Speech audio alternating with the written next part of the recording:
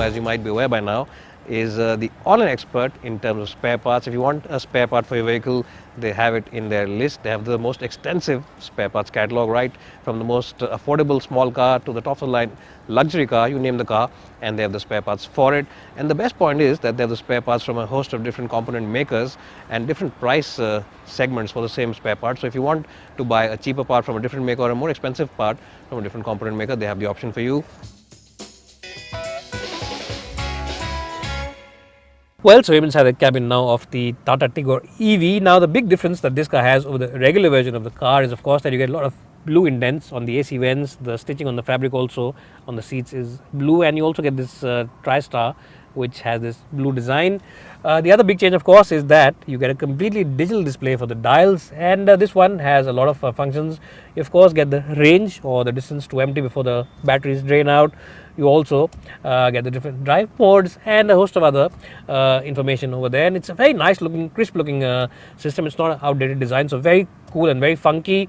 The Harman system over here also has Apple's CarPlay, Android Auto, and the stereo quality, the sound quality is very good.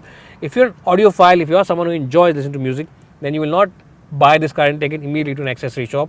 You will really enjoy the music that this car has to offer.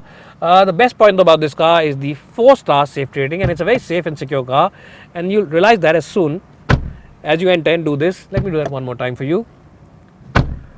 Very nice and very reassuring and safe feeling inside the car. The seats are also very comfortable. The Tigor seats have always been very comfortable, and this one also offers you very good seats. Now, the good point is that this car doesn't get a traditional gear lever, so a lot of place seems to be empty over here, but you do, of course, get this round knob, and this will remind you of the Nexon. It will also remind you of the Jaguar cars which Tata Motors owns, because this is a similar design to their rotary knob for the gear lever. So very cool, very funky, very nice interior. The plastic quality also is good, and it is at par with rivals in the compact sedan segment. I don't think that any rival can be better than this car in terms of the overall practicality, the space, as well as the build quality.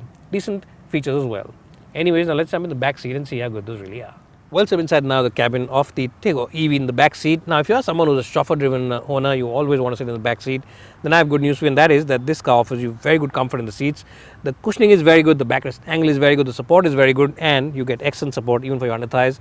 And the knee and hip angle also is a nice 90 degrees, so you're always comfortable even on the longest of long journeys. And if you're about 5'10", your driver is also about 5'10", and you should be quite happy in these seats. Headroom is more than sufficient, knee room is more than sufficient, and you also get a quarter glass window over here, which means now if your height is about 5'10" or 5'11", then you should be quite okay in these seats, because headroom is more than sufficient, knee room also is generous, and the windows also are nice and large, so you have plenty of place over here. The only bit of negative thing is that there's no AC vent at the back, but that's quite okay, because the AC in the front also is quite effective. So it's really something that you can ignore, because overall the seats really are very nice and comfortable, and I'll give the back seat of this car a strong score of 9 out of 10. Now let's see how good the boot on the Nexon EV really is. Well, that's not the Nexon, it's the Tigor EV. I said Nexon just to check if you're paying attention or not. Well, so let's quickly talk about one big negative of the car. That negative is that this car's boot isn't the most generous in the segment. Now, one reason for that, of course, is the aperture isn't as good as some rivals, as you can see. But apart from that, Tata's also added a battery pack over here, which means that because of that battery pack, the additional battery pack, space is less because the spare wheel has been put over here. Now, you can, of course, remove the spare wheel because Tata's also giving you a puncture repair kit. But if you decide to carry the spare wheel with you, then I think you can only carry 2 large pieces of suitcase and maybe 1 small duffel bag. That's about it. So that's a bit of a negative on the otherwise very generous Tata Tigor EV.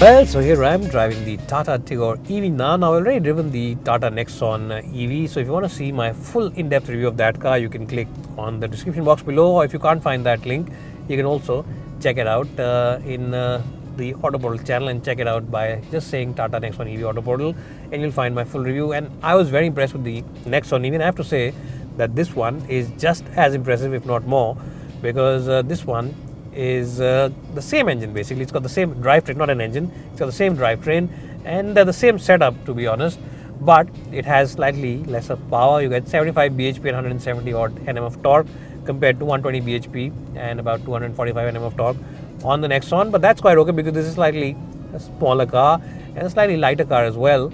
The driving bits are just as good. It's an inherently quiet motor and there is no engine noise because it's not a diesel or a petrol, and there's also no electric firing whine. A lot of these electric vehicles have a very prominent hiss and whine which comes, but not on this one. This one has no such issues. It's a very quiet motor. The only odd bit of noise which might enter the cabin once in a while is a little bit of tire noise, and that also will let down when you're driving this car on badly patched roads. But apart from that, there's no wind whistle even after you speed over 80 kph, and there's absolutely no sound coming in from the drivetrain. What you like, of course, is because it's an EV, power is instantaneous, and you just get off the block. There's no waiting for the engine to spin to 2000 rpm, 3000 rpm, 4000 rpm. And of course, if you want to put it in S mode, you always have that option, and then you get even better performance and even better drivability. And in fact, you've got to be a little careful with your right leg if you use the S mode, because then performance really is very sharp and very quick. So that is something which really adds to the overall fun factor of the car. And what also adds to the fun factor is the fact that the steering wheel is nice and crisp because it's a lighter drivetrain. There's no diesel or engine or petrol engine up ahead, which adds weight on the axles. So this engine is lighter, or the drivetrain is lighter, sorry. But because of that, the steering wheel also feels lighter and it feels more communicative and more agile. And the suspension setup of this car also has been stiffened up a bit because it has that additional battery pack at the back. So to accommodate the weight of that, you have to stiff up the suspension, and because of that, the overall handling of this car is better. Yes, it is also very comfortable. Tata Motors has got the best balance between comfort as well as agility. So don't think that because of stiff suspension, the comfort has been taken out. But it is very comfortable, and if you go over rumble strips or badly patched roads, or maybe that odd gadda in the road which you can't see if it's raining like it has been raining today, even then this car will keep you comfortable. Yes, it will go into those gaddas and it will have a little bit of effect, but you won't feel uncomfortable inside the car. And also the suspension is very quiet. It doesn't have those thud pads and those noises. So that's something which a lot of buyers will appreciate, especially buyers who drive a lot of the highway, because this car feels very, very stable and very rock solid. Now we've been driving this car since the morning, and officially Tata claims a range of about 306 kilometers on a full charge. When we got this car, the car was showing about 240 odd kilometers, and that's really the range, to be honest, because 240 kilometers is what it will show, and that's not bad, because if you drive your car about 40 or 50 kilometers every day, and if you charge it on a Sunday, then the next time you need to charge it will only be towards the weekend, Friday or Saturday. So it's quite practical as well. Practicality wise, it's quite good. And honestly, on average, most buyers in the city only drive around 30 or 40 kilometers on a daily basis.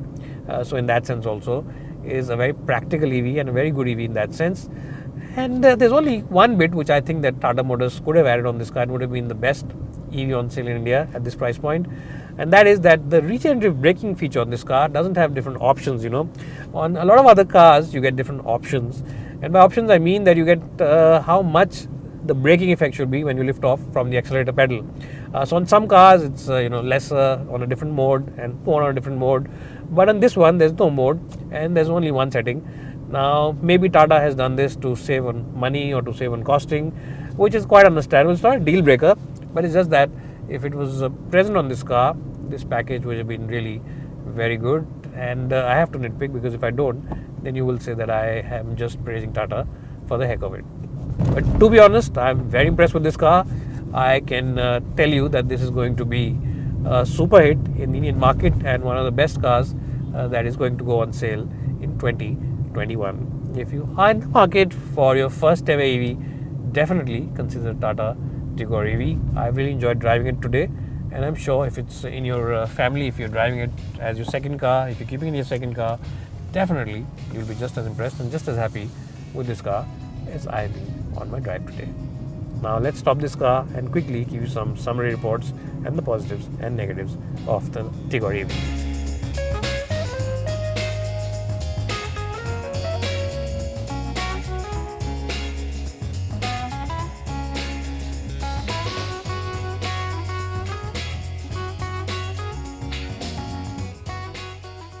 Well, so overall, I really think that the Tigoe EV is a very good car. It really has no weakness because this car offers you a very roomy back seat. It offers you a very comfortable ride. It offers you solid build quality and 4-star safety rating. But that's not all. It also offers you a very practical engine in terms of the drivetrain, because this car, remember, has a real world range of 250 kilometers, which means that if you drive on a daily basis of about 30 or 40 kilometers to the office and back, then you can easily charge it once on Sunday, and the charge will remain till Friday or Saturday, or the next time you have to charge it will only be after 5 or 6 days. So in terms of practicality also, it's quite good. And the best point is that you don't have to stand in line and fill up that petrol for 107 or 110 rupees per litre, depending on where you stay. So yes, it might seem expensive compared to the regular petrol in the car, but when you consider this car as an alternative to the Nexon EV, then you'll see that this car's pricing also is quite good. Anyways guys, I recommend a buy on this car. Take a test drive at a Tata dealership near you. It really is a fantastic product, and I think that Tata Motors' commitment as well as overall appeal in the EV segment is total and absolute. It's bye for now, and thanks so much for watching.